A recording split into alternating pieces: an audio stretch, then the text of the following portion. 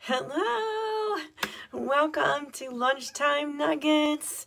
I am Robin Weisner. I am a life coach and the creator of the Lighter Way Wellness Program, which is a whole life wellness program for midlife women.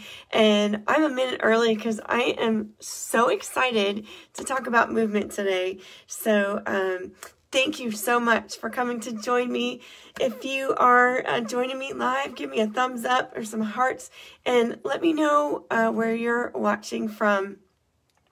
I'm super excited to talk about movement today. Literally, like all morning, I've been thinking about it. Thanks for your prayers over my voice. I think it's a little bit better today. I'll try not to strain it, but nothing is going to keep me down from sharing this message today. Let's see. Oh, hey, Tracy. Yay. Okay. Tracy Sider's in the house. She is my movement coach, y'all. So if you want to get more info on some of the things I'm talking about today, you'll see her in the comments there. You need to get in touch with her. So this week we're talking about self-care, and part of self-care is our emotional well-being, and our body and mind are intertwined. They work together. And when we are, if you think about it, if you were to picture somebody who is depressed in your mind, picture someone who is depressed, what kind of posture or what kind of energy do you imagine that they would have? Most likely it would be kind of slumped over. It would be moving more slowly, not super energetic. And imagine somebody imagine someone who is happy or joyful, right? High energy, more active, all that kind of stuff. It's connected. And our mind believes kind of whatever we tell it. So one of the best ways to increase your mood, to boost your mood, is to move more. And so many times I see women that just really overthink it and feel like they have to go out and do some kind of crazy workout routine, hard cardio, all this sort of thing. And one thing I've learned, especially in the perimenopause season of life, is that hard cardio can be detrimental unless that's your jam and that's like, your love language and it makes you feel great. For most of us, it starts to make us feel kind of crummy. And so we need to just really keep it simple. And really the best type of movement is the type that makes you feel good and brings you energy. This is something that Tracy has really helped me understand. I used to prescribe to just wake up, do your 30 minutes workout, and then you're good for the day. And while that's helpful, while it is important to get that workout in, if the whole rest of the day you are sedentary and just sitting at your desk, you've kind of defeated the purpose. And I've suffered with back issues my whole life. I have scoliosis and I get issues with sciatica and all that sort of thing. And I have learned that the key to reducing pain for me is to incorporate movement throughout the day. And it doesn't have to be a lot. 10 minutes here, 10 minutes there. This is the hardest part, is making that okay, that it's okay to give up on that, P90X idea in the sky and just focus on 10 minutes a day. But I'm telling you, you'll feel so much better. So again, movement throughout the day, it really helps boost your mood, boost your energy. It keeps your energy flowing, which also just improves your overall health. And so I'm going to give you 3 ways that you can incorporate movement into, yes, movement really is medicine. That is my hashtag that I use every day. And as Tracy says, it all counts. It all counts. So I'm here to encourage you. Don't get down on yourself and say, I only had time for a 10-minute walk today. It all counts. So I'm going to give you 3 ways that you can make movement fit into your day, even if you're super busy. And number 1, which I've already kind of mentioned, is to just take a walk. So easy to do. And it doesn't matter how far or how long, just begin. And if you have a dog, even better. My dog insists on getting a walk every day and going outside for a Frisbee toss. But we started out, I used to only walk for 10 or 15 minutes.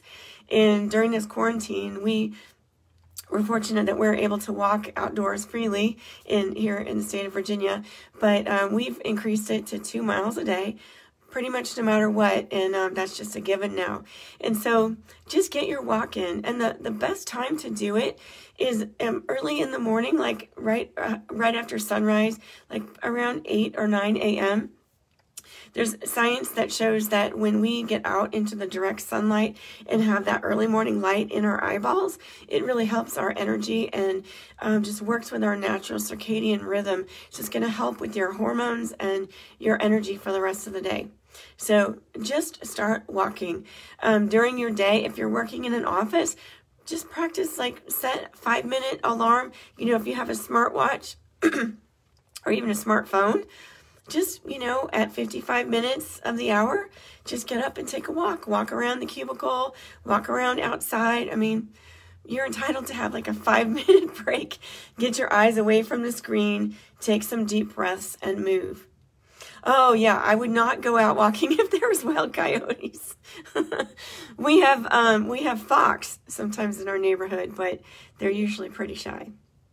Okay, number 2 is just doing some gentle stretching. And again, Tracy is my BFF movement mentor. She has taught me so many things. And after this Lunchtime Nuggets, I'll put all the links, or Tracy, you can put your links there because she's working on something really special coming up as well.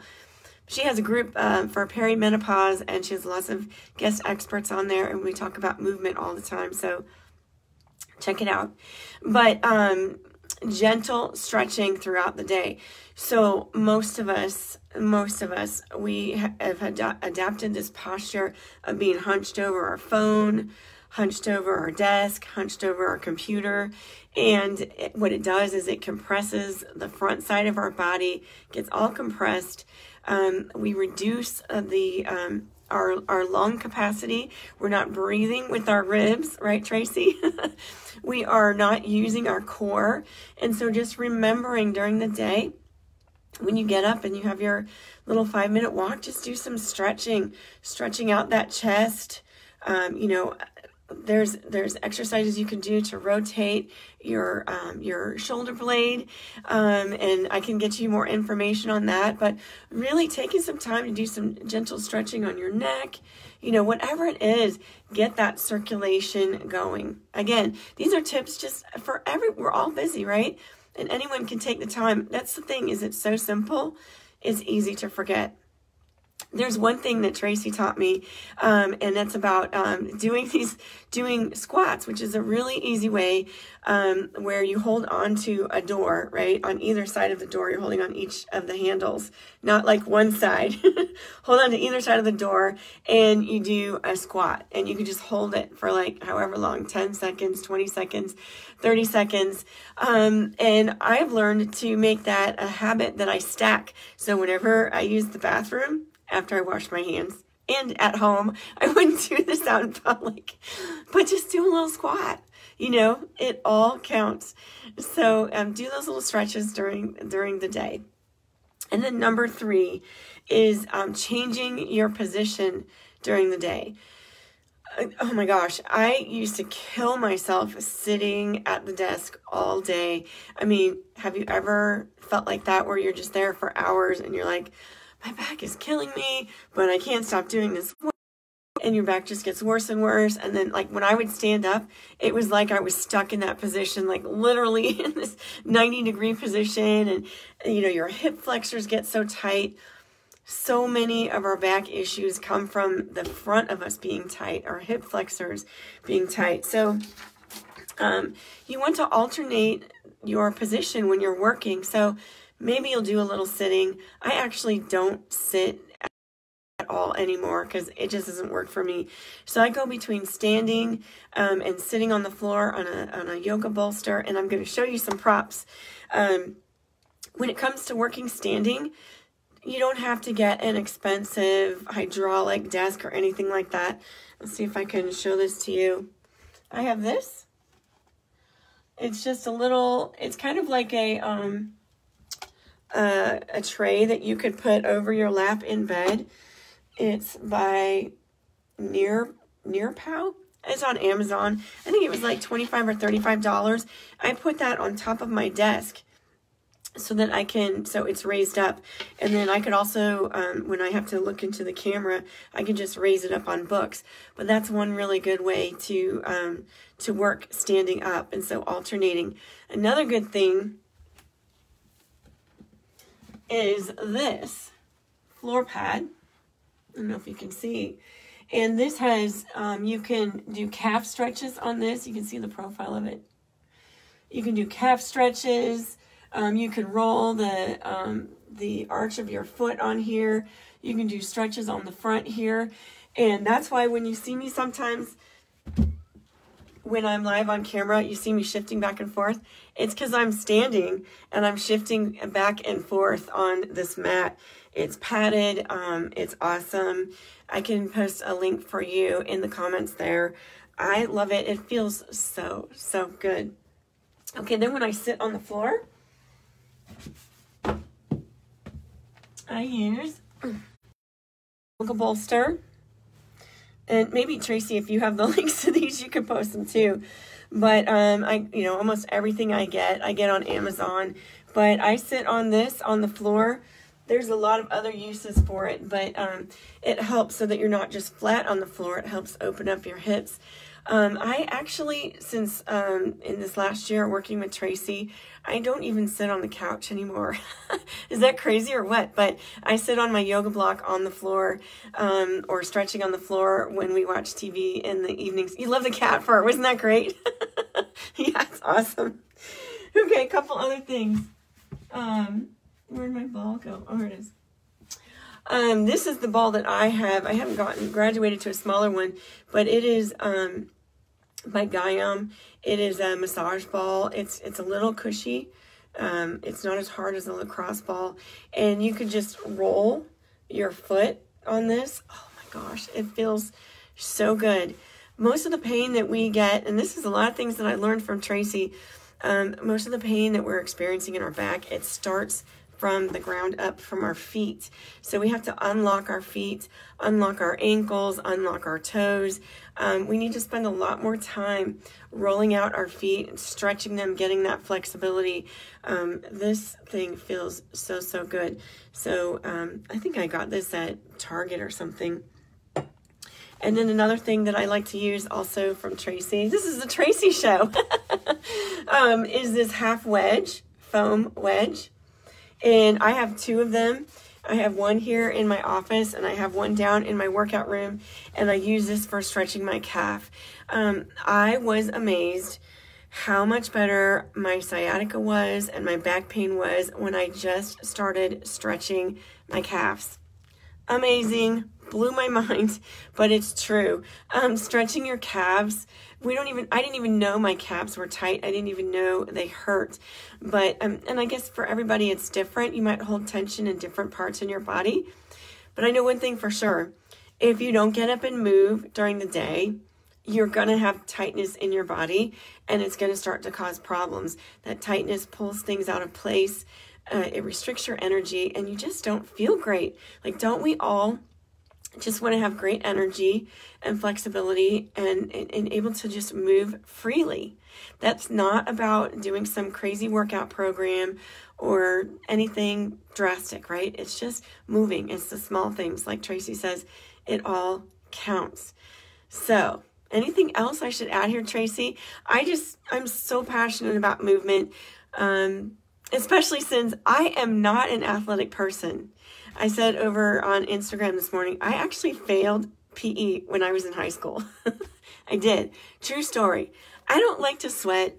I really was so uncomfortable in my body. I didn't want to wear shorts, and so I just didn't show up. So that's how I failed. I just didn't show up. But I realized you just can't live without movement. You have, obviously, but you've got to move. It just improves everything. So if you're in that place where you just feel, you feel like maybe you used to work out and you don't anymore, or you had a good habit and you just lost motivation for it, I just encourage you to start small and just get out of your head about how it compares to what you did before or what someone else is doing. It all counts. Just start small and and go from there and give yourself credit.